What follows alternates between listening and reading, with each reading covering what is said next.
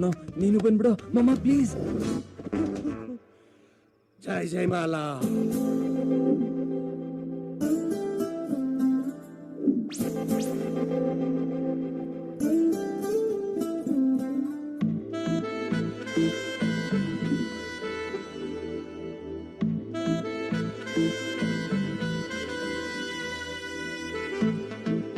ಏನ್ ಮಾಡ್ತಾವ ನೀವನು?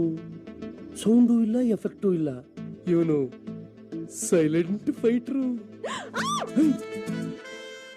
ಕಿರ್ಚಿದ್ರೆ ಮರ್ಡರ್ ಮಾಡ್ಬಿಡ್ತೀನಿ.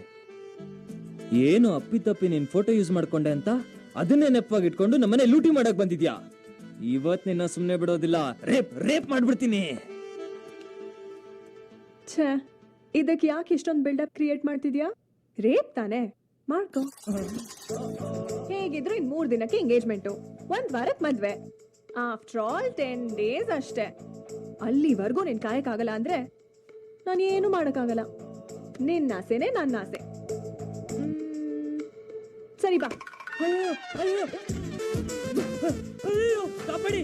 ಸಾಗರ್